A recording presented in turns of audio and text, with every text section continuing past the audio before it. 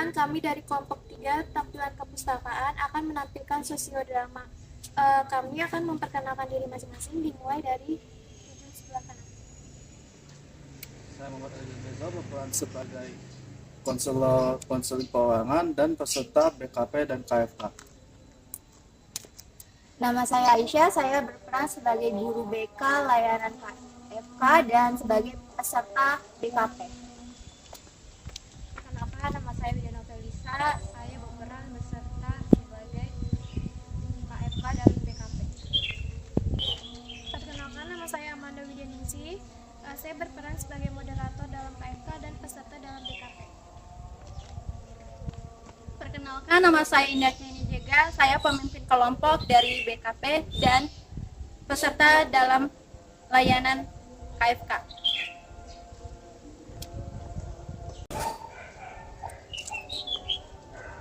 Perkenalkan, nama saya Julius Karina, saya berperan sebagai peserta KFK dan BKP. Perkenalkan, nama saya Rinda Putri Anggi. Saya sebagai peserta KFK dan BKP. Perkenalkan, nama saya Mutiara Sahara, saya sebagai klien konseling perorangan serta peserta BKP dan KFK.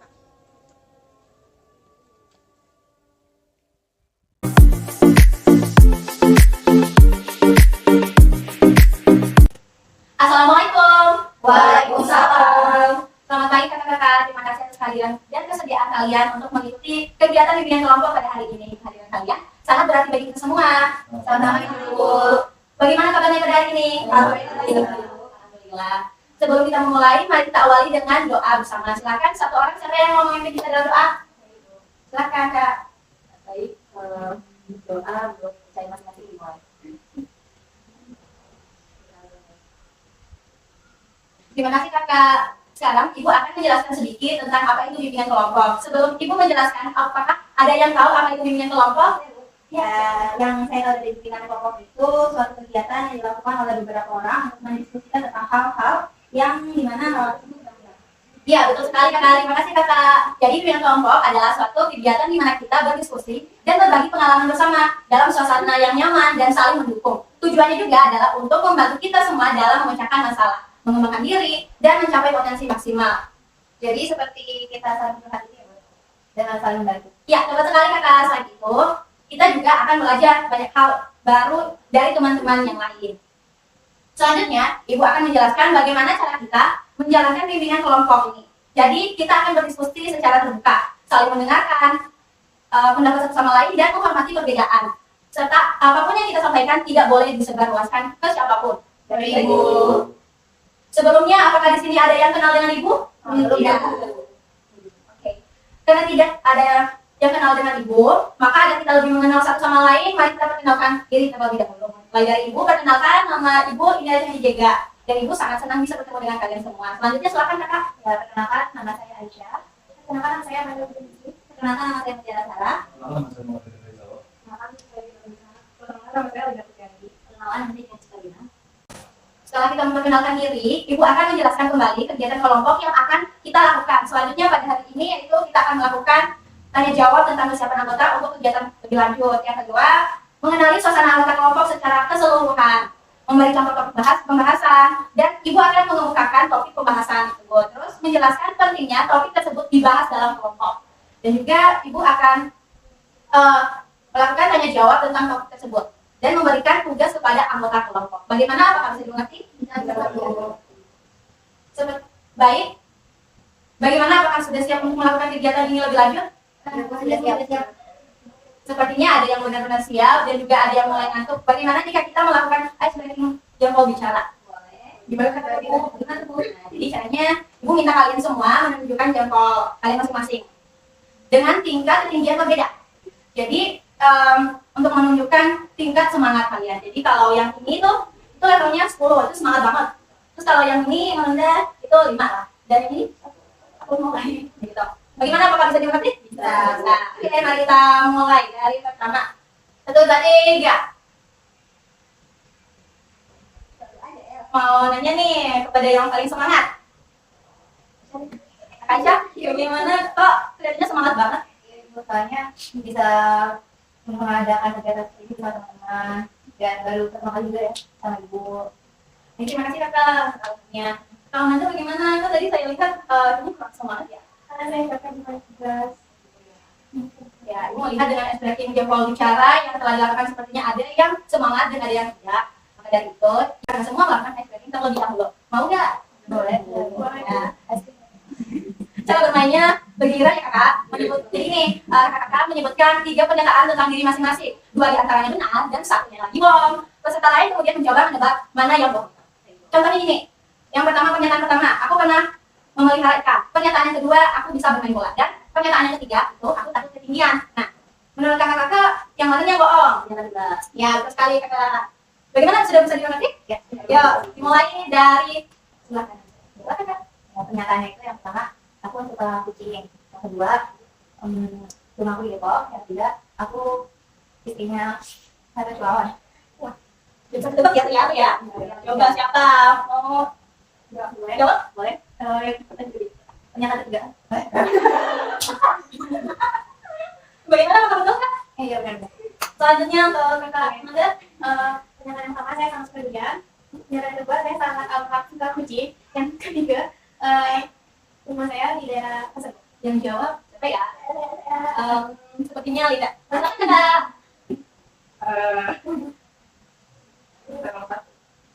Bagaimana? Salah, saya sekali. Akhirnya tersebut. Bagaimana Pak harus mencari kebenarannya? Saya mencari kakak. Yang bohong itu pernyataan kedua. Kalau dia sangat amat suka kucing. Karena saya tahu gimana dia. Oke, selanjutnya silakan kakak. Pernyataan yang pertama itu saya punya Depok. Pernyataan kedua, terus saya gak suka banget makan cumi. Yang ketiga, duit ya. Yang ketiga, saya pernah melihat. Yang menjawab siapa ya? Silakan kakak dia. Salah, dia dulu mas ya. Oh ya. Silakan.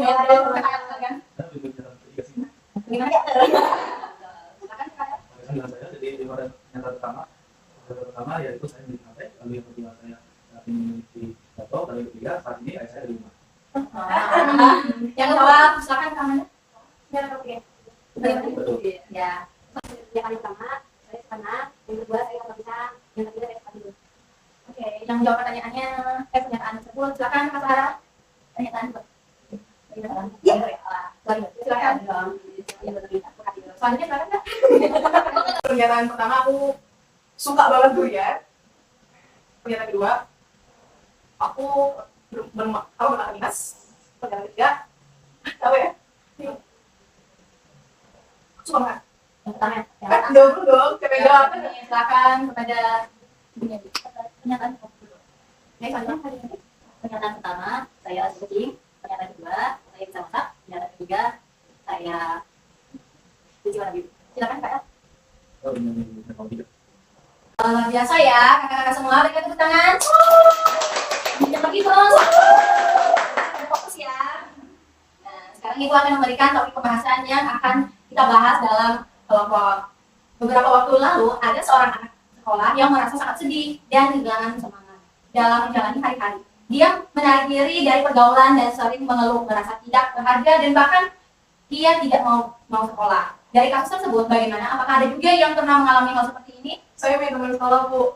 Ya. Saya punya teman sekolah Bu, di mana dikenal ceria dan suka bercanda. Juga menjadi punya marah dan sering menangis tanpa sebab yang jelas. Dia juga mengalami kesulitan tidur dan nafsu makan yang menurut ibu. Saya ibu, saya juga punya seorang teman yang selalu meraih peringkat tinggi karena akhir-akhir ini di kelas dia mulai mengalami penurunan prestasi secara drastis. Dia tidak lelah, sering lupa, nggak tugas sekolah dan sering manggung di kelas. Baik, dari beberapa cerita, baik dari Linda maupun dari Amanda, Ibu akan mengumumkan topik tugas, yaitu mencari informasi tentang gangguan mental yang dialami dan cara mengelolanya. Membahas gangguan mental dalam bimbingan kelompok sangat penting karena dapat meningkatkan kesadaran, pengurangan stigma, dan memberikan dukungan serta keterampilan yang dibutuhkan untuk mengatasi masalah kesehatan mental. Bagaimana? Apakah ada pertanyaan tentang topik yang akan kita bahas pada hari ini? Tidak, Bu. Apakah kalian merasa siap untuk melanjutkan diskusi tentang topik ini? Iya, Bu. Jika demikian, Ibu minta kepada kakak-kakak untuk mencari referensi topik pembahasan kita pada hari ini bisa dicari dari internet, buku, dan media lainnya. Bagaimana? Apakah ada pertanyaan terkait dengan tugas yang Ibu berikan atau sudah bisa dipahami? Sudah bisa dipahami. Baik, kita cukupkan sampai di sini saja pembahasan kita. Sampai jumpa di pertemuan berikutnya. Akhir kata saya ucapkan Assalamualaikum warahmatullahi wabarakatuh. Waalaikumsalam warahmatullahi wabarakatuh. Terima kasih buat Ibu.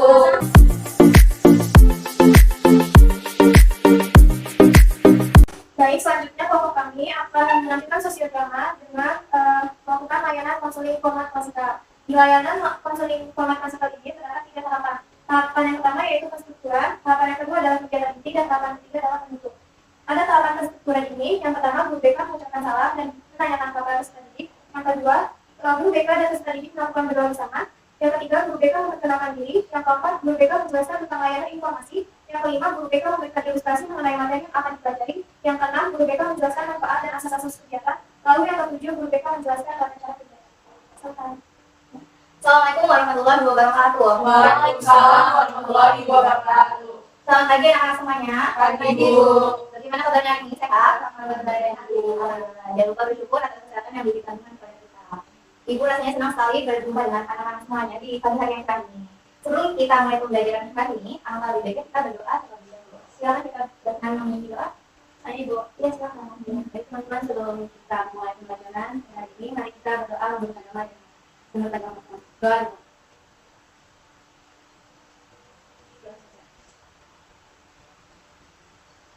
Karena kita baru pertama kali bertemu, jadi Ibu akan memperkenalkan diri terlebih dahulu. Perkenalkan, nama Ibu Aisyah, kalian boleh panggil Ibu Aisyah. Ibu di sini dia Manahis sebagai guru kelas 10 BK kelas 10.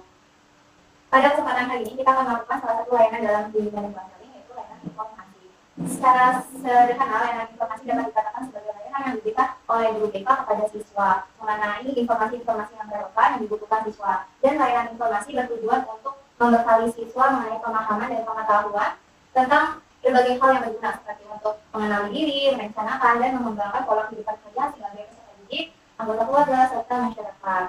Anak-anak semua, seperti yang kita tahu di zaman saat ini, banyak sekali fenomena acara di kalangan remaja yang tidak malu lagi untuk dipertontonkan seperti berluka, pegangan tangan, suap-suapan makanan, dan sebagainya.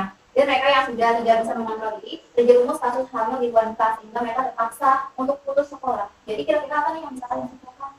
Bu, sekarang kemudian dalam bergabungan terutama dengan teman lawan jenis, kita harus ada batasannya Bu, supaya kita bisa menjadi terhindar dari yang namanya pergaulan bebas. Iya benar sekali. Kita beri tepuk tangan dulu untuk Sarah. Maka dari itu, topik yang akan Ibu bawakan dalam kegiatan layanan ini adalah mengenai pergaulan bebas remaja. Ibu harap dengan adanya materi ini, anak-anak bisa memahami pengertian dari pergaulan bebas, faktor penyebab, bagaimana dampaknya, dan cara mencegahnya, sehingga kalian terhindar dari yang namanya pergaulan bebas. Tapi sebelum kita mendalami topik pembelajaran, Ibu harap kepada anak-anak semua untuk berpartisipasi secara aktif dan melakukan keterlibatan seperti berbagi cerita. Jangan mengeluh apa yang ingin disampaikan, sampaikan saja. Jika ada teman yang menceritakan hal yang bersifat privasi, kita jaga dan tidak boleh disebarluaskan. Selama kegiatan ini berlangsung, Ibu mengajak anak-anak untuk menjalankan kegiatan ini sesuai norma yang ada, seperti menjaga etika mulai dari duduk tenang memperhatikan, tidak sibuk dengan urusannya masing-masing, dan saling menghargai. Bisa dimengerti? Bisa. Alhamdulillah. Oh ya, agar kegiatan layanan kita berlangsung secara efektif, Ibu ingin memberikan tata cara mengikuti layanan. Jadi kita akan mempelajari materi dengan menggunakan latihan perpustakaan. Nantinya ketika tampilan perpustakaan, kalian akan memanfaatkan pustaka seperti buku, terus majalah, koran, tabloid, film, dan lain sebagainya untuk memperkuat dan memperkaya wawasan diri sendiri, serta juga dapat membantu permasalahan yang ada dalam diri kalian. Sudah mengerti? Sudah, Bu. Lalu selanjutnya kita akan memasuki tahapan yang kedua, yaitu tahapan kegiatan inti. Di tahapan kegiatan inti ini, guru BK menjelaskan materi layanan terlebih dahulu, lalu guru BK menampilkan sebuah tayangan video, kemudian guru BK memberikan tugas kepada peserta didik dengan melakukan kegiatan latihan perpustakaan. Lalu setelah itu, masing-masing peserta didik mempresentasikan hasil kegiatan latihan perpustakaan di depan kelas.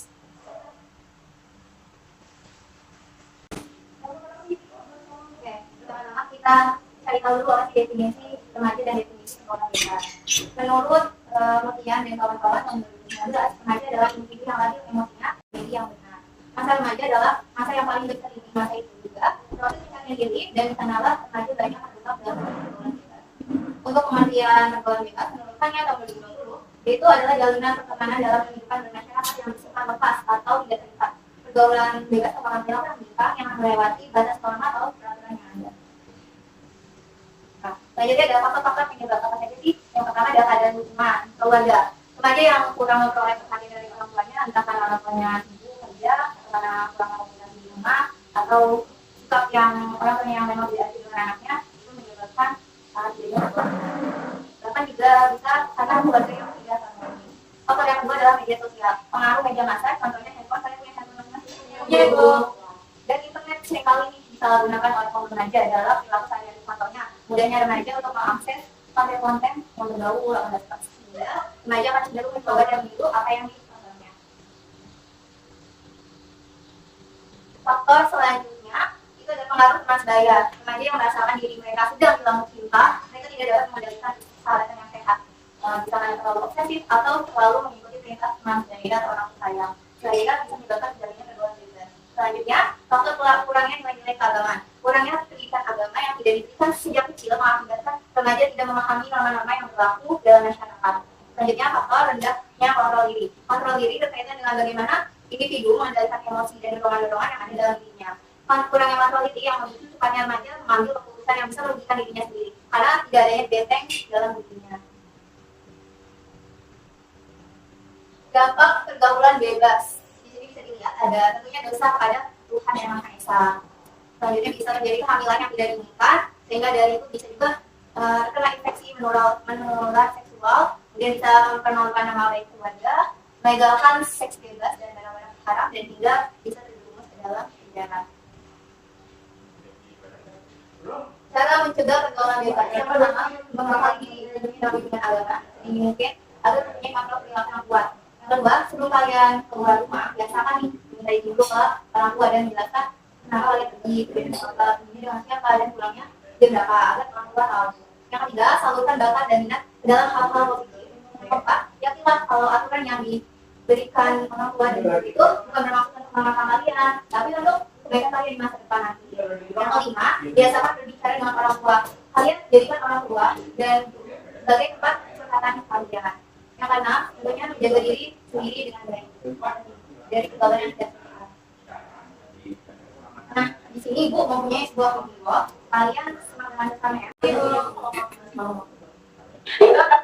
Dengan pemanasan pagi mana kaji dan sebagai yang akan bercampur bercoba. Nanti jika kita baru ke rumah kamu, bakal melihat dan ada keras sekali. Apalagi untuk TNI dan Polisi Satpol PP mengamankan puluhan muda-mudi dari sebuah villa di kawasan Cisarua, Puncak Bogor, Jawa Barat yang dilakukan untuk berpesta narkoba, miras, dan seks bebas. Sebanyak 13 remaja dari 32 remaja yang dapat dilalui di dalam villa. 8 orang diantaranya remaja pria dan 5 orang remaja wanita dipandang Badan Narkotika Nasional Kabupaten Bogor positif menggunakan narkoba. Informasi tentang narkoba dan seks bebas tersebut diperoleh dari sosial media yang menggunakan undangan berbentuk poster digital berjudul Praktik Yang Goes to Puncak. Dengan ini makanan villa gratis disertai adanya wanita.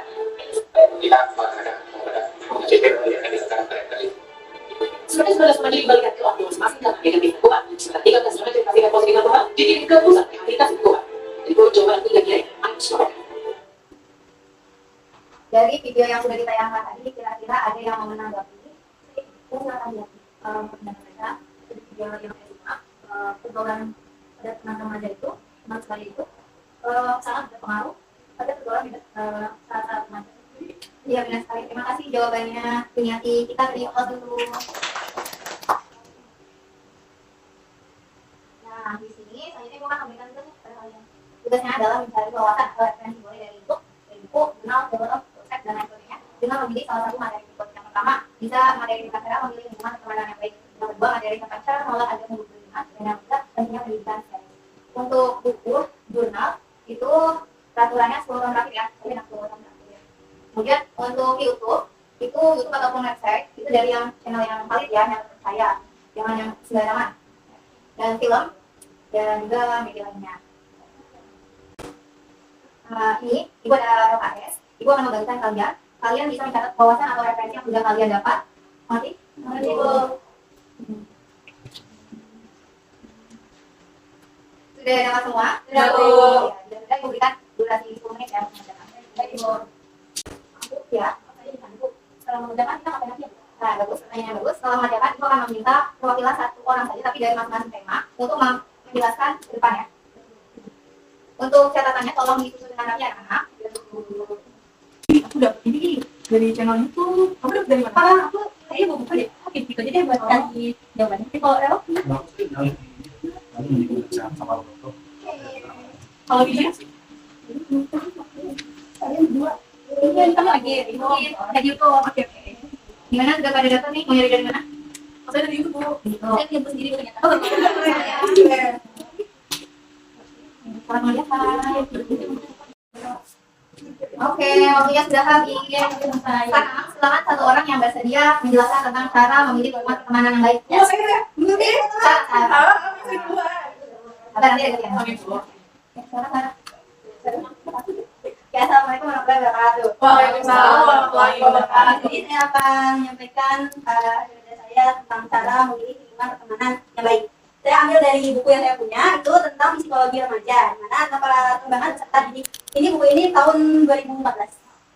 Nah, yang pertama di sini itu ada cara memilih lingkungan teman yang baik itu kan memperhatikan nilai dasar terlebih dahulu. Ya, adalah teman yang memiliki prinsip dan nilai-nilai norma yang baik. Lalu ada perhatikan bagaimana mereka memperlakukan orang-orang sekitar. Lalu ada carilah kriteria pemilihan seperti ya. Pilih teman yang jujur dan dapat dipercaya. Lalu cari yang memiliki tujuan hidup yang jelas.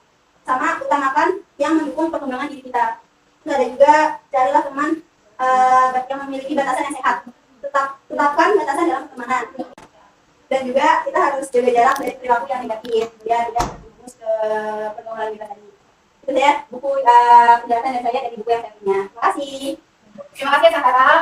Sarah tadi mengambil referensi dari buku Psikologi Pertemanan Benak yang benar. Jadi kita beri tepuk tangan untuk Sarah.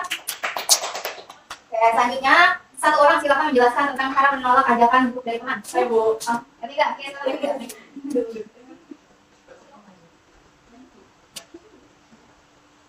Assalamualaikum warahmatullahi wabarakatuh. Di sini saya akan mengambil cara menolak ajakan buruk teman. Saya mengambil channel YouTube, yaitu channel YouTube Pijat Kita.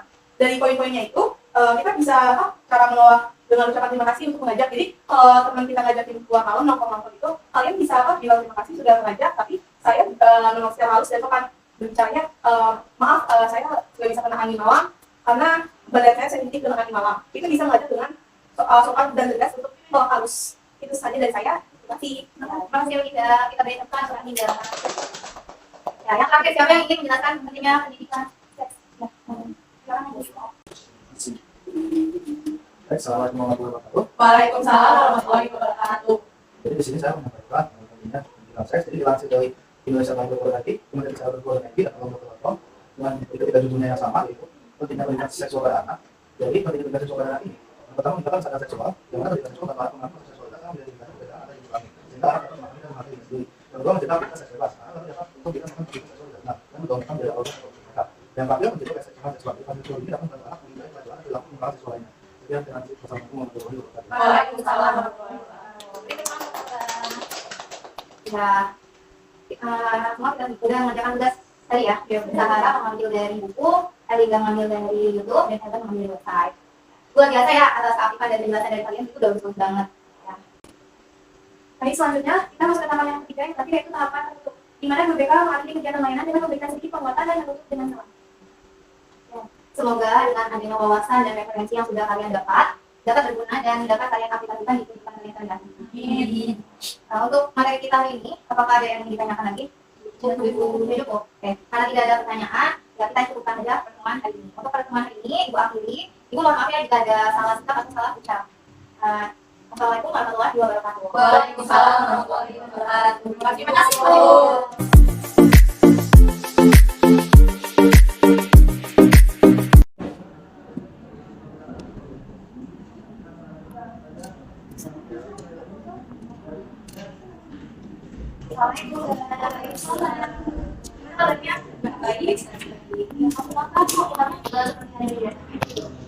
Lagi malas dengan tugas-tugas kuliah, jadi dadakan semuanya.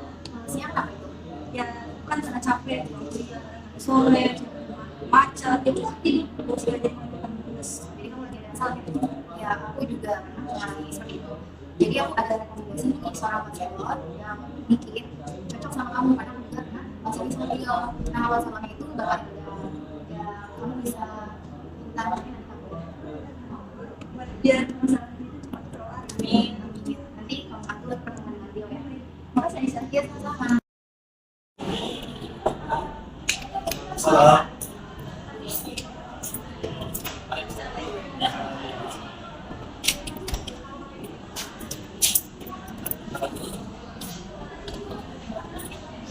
Baik, terima kasih sudah datang. Sudah datang kali ini. Nama kamu siapa? Baik, salam kenal ya, nama saya Muhammad. Dan saya seorang coba. Sebelum mulai masuk pada siang hari ini, kita tahu dasar soal itu tentang muslim. Oh baik, berarti kamu sudah tahu ya apa saja sih dasar soal muslim ini. Nanti kita langsung mulai saja ya. Kamu ini kadang-kadang sama bisa bingung karena itu karena saya selalu berharap sama hasil dari pelajaran saya bisa belajar dari saya. baik. Mereka aja dia sama untuk bisa bicara itu bagaimana? Mungkin saja dia akan bilang Minta ditunda itu jadi gimana kamu bikin atau enggak ujung-ujungnya pasti ikut.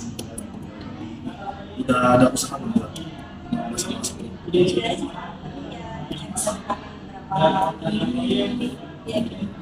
ya gimana gitu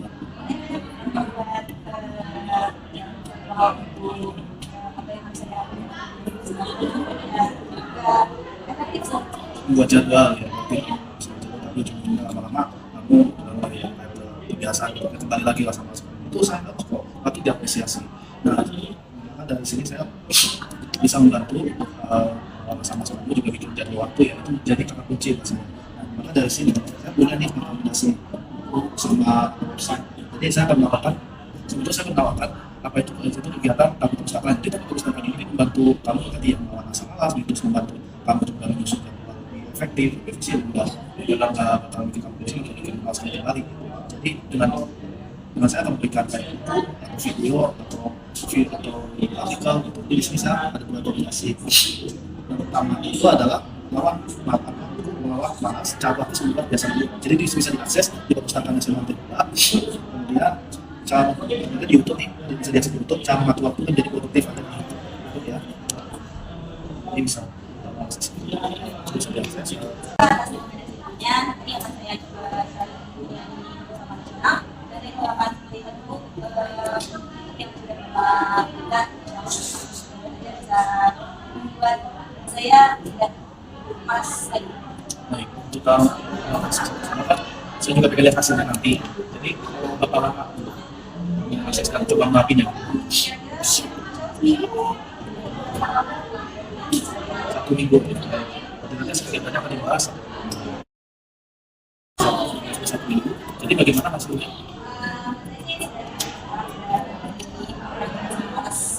Saya mendapat tugas menerapkan waktu biar lebih baik lagi. Selanjutnya saya sudah rekomendasi yang bapak Tapi saya minta itu waktu hasilnya memang ya, tapi ternyata kayak secara spesifik karena kayak yang kayak misalnya kamu itu sudah tahu apa administrasi kamu atau jadwal waktu yang tepatnya kapan. sudah misalkan misalnya awal belajar saya akan sebabnya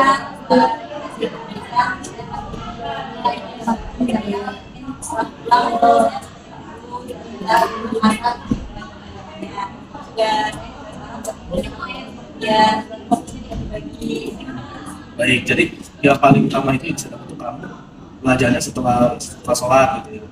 Baiklah, berarti alhamdulillah sudah diangkat karena sudah aman, masih selamat ya, berarti masalah kamu sudah selesai. Salah apakah masih ada lagi yang pengen disampaikan? Baik, salah terima kasih banyak ya sudah datang ke saya gitu, menceritakan. Jadi kalau masih ada masalah lagi, tidak usah segan-segan untuk panggil saya. Terima kasih banyak. Terima kasih.